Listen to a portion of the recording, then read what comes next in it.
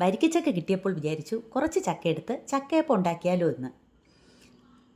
അതും റാഗി പൗഡർ വെച്ച് നമുക്കൊന്നുണ്ടാക്കി നോക്കിയാലോ. ഞാനിവിടെ കുറച്ച് വരിക്കച്ചക്ക കുരുകളഞ്ഞെടുത്തിട്ടുണ്ട്. ഇനി ഒരു മിക്സിയുടെ ജാർ എടുക്കാം. അതിലേക്ക് ചക്കയിട്ട് നമുക്കിത് അരച്ചെടുക്കാം. ഞാൻ അരച്ചെടുത്തിട്ടുണ്ട്. ഇനി ഇതിലേക്ക് 3 ടേബിൾ സ്പൂൺ ജാഗ്രി പൗഡർ ചേർത്ത് കൊടുക്കാം.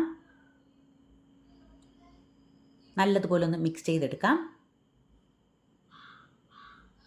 ഞാനിവിടെ ഡബിൾ ഹോഴ്സിൻ്റെ റോസ്റ്റഡ് റാഗി പൗഡറാണ് എടുത്തിട്ടുള്ളത്. ഇതിൽ നിന്ന് 2 ടേബിൾ സ്പൂൺ ഇട്ട് കൊടുക്കാം. ഇനി ഇത് നല്ലതുപോലെ ഒന്ന് മിക്സ് ചെയ്യാം.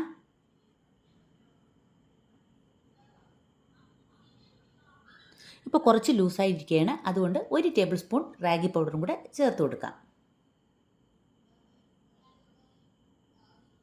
ഇനി ഇതിലേക്ക് 1 ടീസ്പൂൺ നെയ്യ് ചേർക്കാം.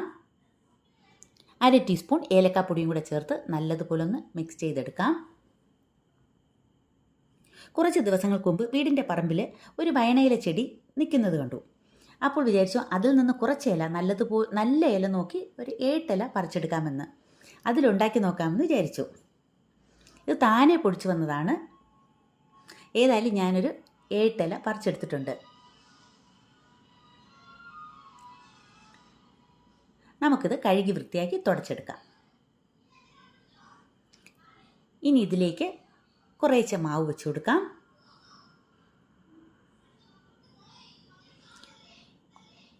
ഒന്ന് ചെറുതായിട്ടൊന്ന് മടക്കി കൊടുക്കാം. വലിയ ഇല ആയതുകൊണ്ട് ഒരു സൈഡിൽ കൂടെ കുറച്ചും കൂടെ മാവ് വെച്ച് കൊടുക്കാം. ഇനി ഇതിനെ മടക്കി ഒരു ഈർക്കിൽ വെച്ച് കുത്തി കൊടുക്കാം. ഇനി വേറൊരു ഇല എടുക്കാം.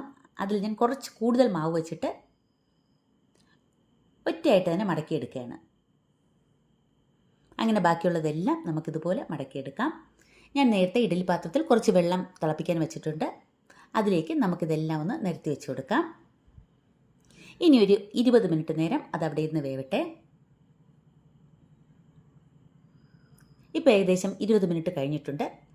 നമ്മുടെ റാഗി ചക്കയപ്പം വെന്തിട്ടുണ്ട്. അങ്ങനെ റെഡി ആയിട്ടുണ്ട്. ഇതെല്ലാവരും ഒന്ന് ഉണ്ടാക്കി നോക്കണം. ഇത് ഇഷ്ടമായാൽ എല്ലാവരും ലൈക്ക് ചെയ്യണം, ഷെയർ ചെയ്യണം, സബ്സ്ക്രൈബ് ചെയ്യണം. Thank you.